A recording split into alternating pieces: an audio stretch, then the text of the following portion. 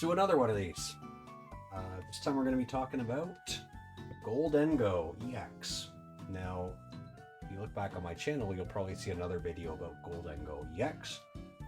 Obviously, with rotation, this deck changes pretty, I wouldn't say significantly, but there's definitely some updates to it. We're not running Greninja. Did we run Greninja before? I'm going to be honest with you, I don't remember.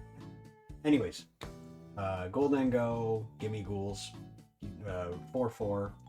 You'll see I have this guy. The only reason for that is because I don't have a fourth 70 HP with the minor errand running, but if you're building it, just 4 of this version.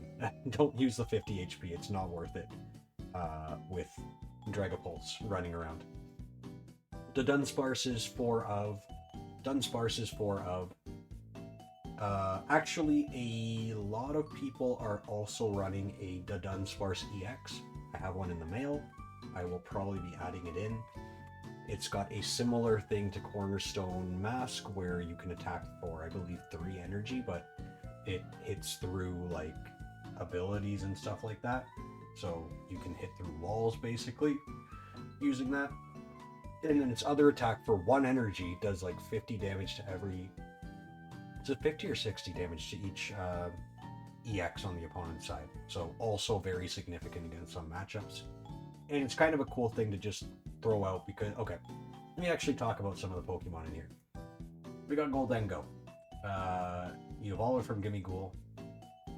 Got coin bonus as its ability. When it's in the active spot, if you use that, it lets you draw 2. If it's on the bench, it lets you draw 1. So you want to get 2 or 3 of these guys set up on your, on your field. You always want to have some Dunsparces and Dunsparces ready to go.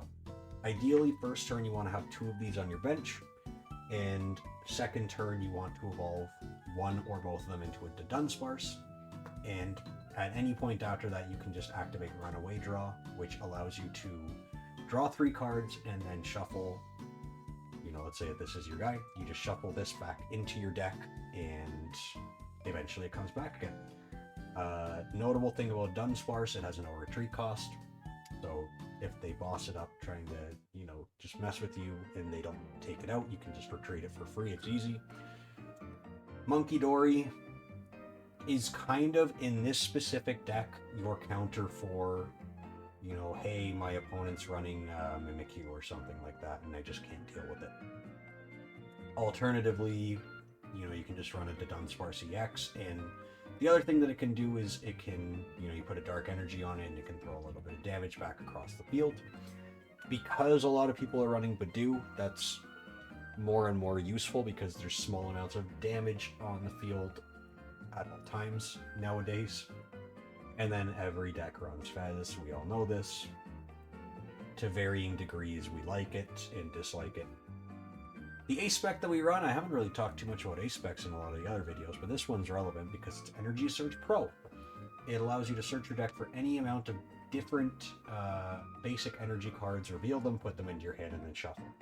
And if we were to just search quickly through the deck here, so we got Metal, and we got Grass, and we got another Metal. We got 3 Metal, I think. Psychic, Dark. I think we got 2 Dark as well, just while we're scrolling through here. Another Dark, there you go.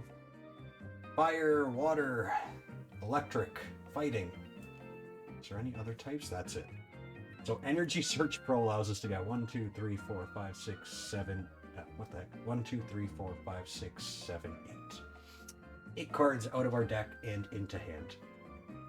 So, more or less the basic strategy with this deck is to take out a Charizard EX. It is 100, 200, 300, 50. You need 7 energy to take out a Charizard EX or equivalent with Make It Rain, which is your only attack actually you're going to be doing generally with this deck, aside from maybe the Dunsparce EX and maybe Mind Bend if you're really feeling spicy. But yeah, Make It Rain, 1 metal energy, and discard any amount of basic energy cards from your hand. For each one that you do, 50 more damage to your to the enemy Pokemon that you're attacking. So you use Energy Search Pro, get all these cards in your hand. You attach the metal one if you don't already have metal on your Gholdengo. And then you just discard up to the other 7 to attack and take out potentially up to a Charizard. And then the next turn, if they take out your Gholdengo, you just set another one up. So long as you want to always have a Gimme Ghoul ready to go, and you want to always have the Dunsparces and stuff ready to go. And we run 4 of Superior Energy Retrieval. This card lets you discard 2 other cards from your hand, grab 4 basic energy cards from your discard pile, and put them back into your hand. So you got half your energy back already, if you do that. And you can hit like a truck again. So, you're running 4 of those. We are also running Cypher Maniac's Code Breaking. This card is kind of whatever in a lot of things. But obviously in this deck, when you're able to use wing bonus every turn, you play Cypher Maniac's Code Breaking, you put 2 cards on the top of your deck, you activate coin bonus, and you draw those 2 cards you just put on the top of your deck. So, I mean, usually the first one that you do is like an Energy Search Pro and one of any other random thing that you need, either this turn or the next. And then subsequent code breakings might be used for other things. You got TM Evo if you need to. Sometimes you might need to evolve a lot of stuff on your bench. Buddy Buddies, because that can grab you your Gimme Ghouls or your Dunsparces. Regular Energy Retrieval. Jamming Tower is just kind of, if you're not running a different stadium, usually you're running Jamming Tower, I suppose. If you don't rely on Pokemon tools, anyways. Didn't really talk much about the Dunsparce. I mean, I have, but I haven't. Basically, like I was saying at the beginning of the video, you want to have, like, here, let me move some stuff around here to try and give a brief demonstration. Let's say that we are midway through the game here, right? So we've got a Gholdengo in our active spot. We've got 1 on our bench. And we have... Goodness gracious. Let's just say that we got 1 Dunsparce and 1 Dunsparce. Now you might think, you know, oh hey, you know, and we got that guy there. For whatever reason. I don't know. Well, because it's Fez, so why wouldn't you? In this situation, some people might say, oh, before I end my turn, I should use the Dunsparce. You should keep the Dunsparce as it is at the end of your turn. And the reason for that is it essentially Iono-proofs you. So let's say that I'm at, you know, 3 prize cards remaining. I attack in, now I'm at 1 prize card remaining. My opponent Ionos me. If I have 1 or 2 Dunsparces on, you know, on the board, you know, let's shuffle this up. Obviously my deck's not going to have this much stuff in it, but whatever. So we shuffle this up, we put it on the bottom, and then we draw 1 card, and wow, what a useless card to have at this point in the game. You know, whatever. Now it's my turn. Maybe they took out my Gholdengo, whatever. I bring up this guy. It is what it is. I draw for turn. Oh cool, I got another energy.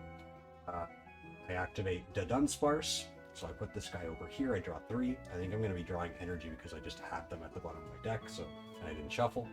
Anyways, do that, and then we put this guy, shuffle him in here,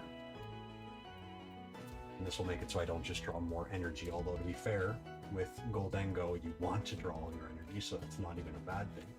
Oh my goodness.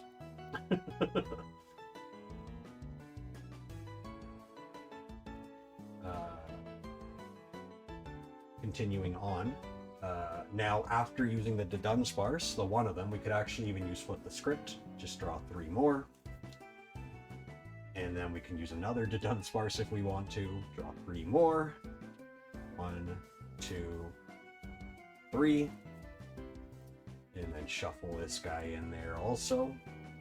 Now obviously sequencing, you'd probably actually want to use Flip the Script and Coin Bonus first. Maybe not Coin Bonus first, in case you do draw into a Cypher Maniacs, because then you can use that for 1 of anything, but I guess Flip the Script's the same, to be fair.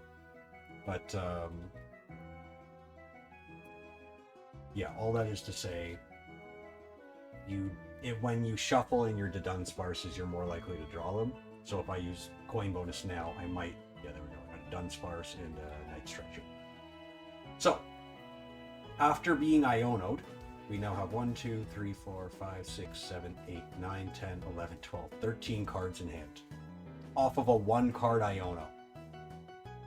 The Dunsparce is incredible for that kind of situation. So you want to, if possible, have some setup on your bench at all times, but especially later on in the game, they become invaluable to just keep there, because if your opponent tries to mess with your hand, you just don't really make that. Like, you just ignore it. And then you get a bunch of cards anyways. Gholdengo, when you get good at playing it, it can feel like there's no way to lose. It is a very, very, very fun deck. Very quick. It reminds me of playing Raging Bolt. It's almost like, you know, if you want to get into the semantics, it's almost like the exact opposite of, kind of. I mean, instead of discarding from your Pokemon, you're discarding from your hand, and then you're bringing them back into your hand. Anyways, all that is to say, it feels very good when you make it work, and because of coin bonus being able to draw, like, you never feel like you're completely screwed. Even if you did get Iono and you don't have any, you know, whatever, any Dunsparces to Dunsparces on your bench, you can still draw 2 more, so you're at 4 cards in hand in a worst case scenario, which is not terrible, right? So yeah, and, you know, to be honest, I like Gholdengo. I think he's really fun. I competitively, you know, made one relevant or whatever. What am I trying to say? I played with one in Sword and Shield, because that's not the game he's in. Scarlet and Violet for a little bit. I got the IVs all maxed out at that thing, and, you know, got the EVs where they needed to be. It was pretty cool. So that's Gholdengo.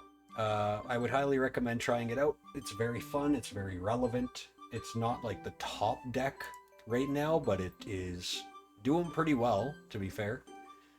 And yeah, if you have any questions about it, leave a comment. If you have any comments for me, leave a comment as well. And if you like the video, like it. And if you really liked it, subscribe. I'll be doing more of these. Thanks for watching.